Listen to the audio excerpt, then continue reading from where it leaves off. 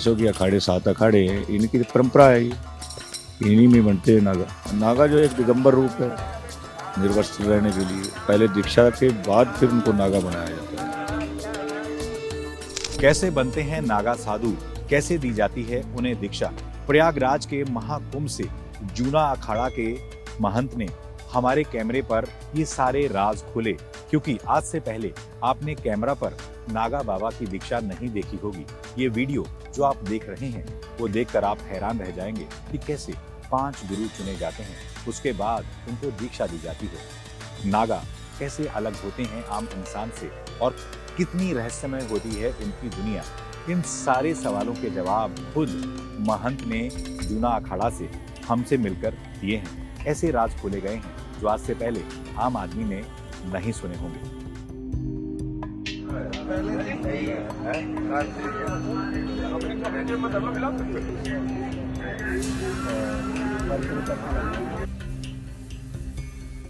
प्रयागराज में महाकुंभ चल रहा है, पूरी दुनिया देखकर हैरान हो रही है किस तरीके से जो करोड़ों लोग आ रहे हैं, हर रोज आस्था की डुबकी लगा रहे हैं।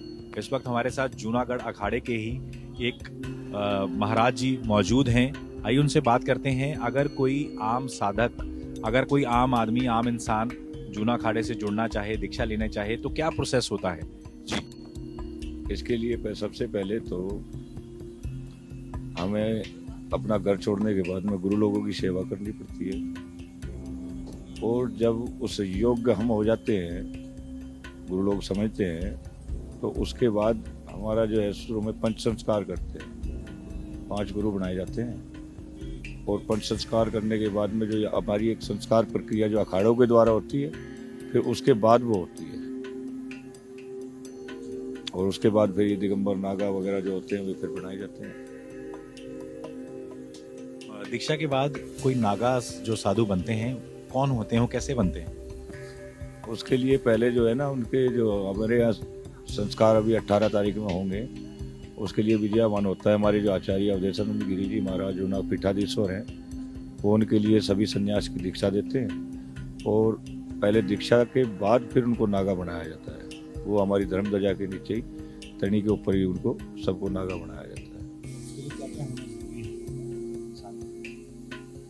उसके अंदर जो है ना, जो नागा जो बनाए जाते हैं उसका जो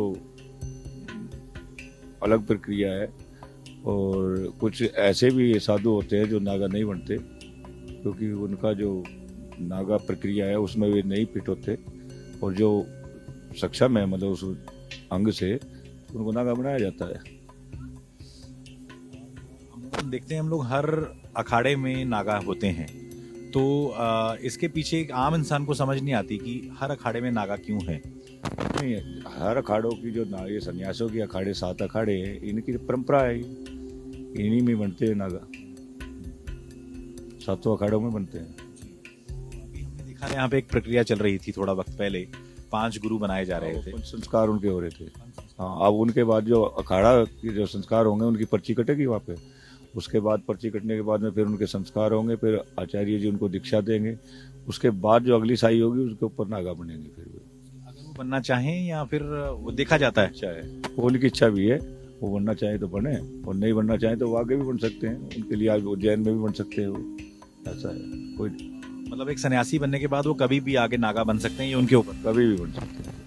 एक आम साधु में और एक नागा में क्या अंतर होता है, आम लोगों को नहीं समझ आता। नागा जो एक दिगंबर रूप है निर्वस्त्र रहने के लिए, और जो एक आम साधु है वस्त्र पहन के रहेगा, वो वस्त्र नहीं उतारता। यही फर्क है। पहले तो हम देखते हैं कि जैसे कल स्नान था, तो ज़्यादातर लोगों में उत्सुकता होती है कि किस तरीके से अखाड़े आते हैं, और पूरी दुनिया का ध्यान होता है, पूरी दुनिया से लोग आते हैं, और स्पेशली अंग्रेज इस चीज़ को देख के बड़ा ही हैरान होते हैं कि आस्था जो है, आज हमने कई विदेशियों से बात की, उन्होंने कहा कि भारत में हमें सबसे अच्छा लगता है कि लोगों में आस्था बहुत है, बाकी दुनिया में आस्था नहीं है। शायद आपको लगता है कि सनातन जिस तरीके से अभी आगे बढ़ रहा है, स्पेशली जब से यूपी के मुख्यमंत्री योगी आदित्यनाथ आए हैं, अभी हाल ही में आपने देखा कि मंदिर, राम मंदिर भी बना, तो आगे आपको क्या लग रहा है 10 सालों में सनातन को कहाँ देखते हैं आप? सनातन एक दिन विश्व गुरु का रूप का दर्जा लेगा, विश्व गुरु बनेगा। और जो माननीय योगी जी एक काम कर रहे हैं सनातन के लिए, बहुत अच्छा काम कर रहे हैं। सनातन की एक रीढ़ है, वो सब समझ रहे हैं। तो हमने जूना अखाड़ा के महाराज जी से बात की और पूरी तरह से समझा कि कैसे अखाड़ों में नागा बनाए जाते हैं, कैसे सन्यासी जो होते हैं उनको दीक्षा दी जाती है और उसके बाद जीते जी ही उनका पिंडदान कर दिया जाता है। थोड़ा आम लोगों में ये धारणा है, जैसे आज हमने देखा कि एक महाराज जी गुजरे और उसके बाद उनका दाह संस्कार नहीं किया जाता, उनको जी समाधि दी गई। हाँ, तो इसमें हमारा जो क्या है कि भू समाधि दी जाती है, अग्नि संस्कार नहीं होता, क्योंकि उनका तो पिंड वगैरह तो पहले ही दान हो जाता है। समाधि दो तरह की होती है, जल समाधि भी और हाँ, भू समाधि और जल समाधि दोनों ही होती है। तो हमारे यहाँ जल समाधि या भू समाधि दी जाती है। ये शंभु दल जितना भी है इनकी जो है ना शरीर समाधि होती है, और जो रामादल है उनकी अग्नि संस्कार होते हैं।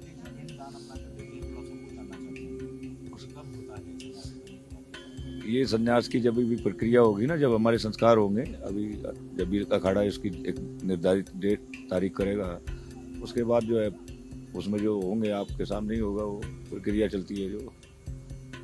वो तो हम वहाँ ब्राह्मण होते हैं और हमारे आचार्य जो होते हैं सभी के साथ वो बैठ कर नागा संस्कार वगैरह जो उनके होती हैं संस्कार, वो संस्कार होंगे वहाँ गंगा किनारे। के जो इंतजाम है, खुद सीएम योगी कह रहे हैं कि इस बार 40 करोड़ से ज्यादा लोग आएंगे और वर्ल्ड रिकॉर्ड बनेगा।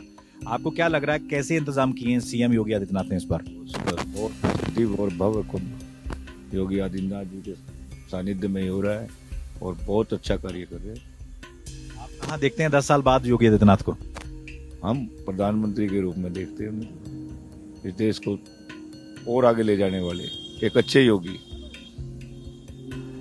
ये अच्छे मुख्यमंत्री तो वो बन गए हैं, प्रधानमंत्री बन पाएंगे? अच्छे प्रधानमंत्री बनेंगे वो, बहुत अच्छे प्रधानमंत्री। अखाड़ों का भी रहेगा, पूरे देश का आशीर्वाद रहेगा उन्हें। बहुत बड़ी बात बोली जूना अखाड़ा के महाराज जी ने। तो ऐसे ही टाइम्स नाउ ऑफ भारत पर हम आपको तमाम अखाड़े दिखा रहे हैं, महाकुंभ के हर रंग दिखा रहे हैं और दिखा रहे हैं कैसे सनातन अपने सबसे बड़े महाकुंभ का जश्न मना रहा है। Munish Devgan, Times Now of Bharat digital के लिए प्रयागराज से।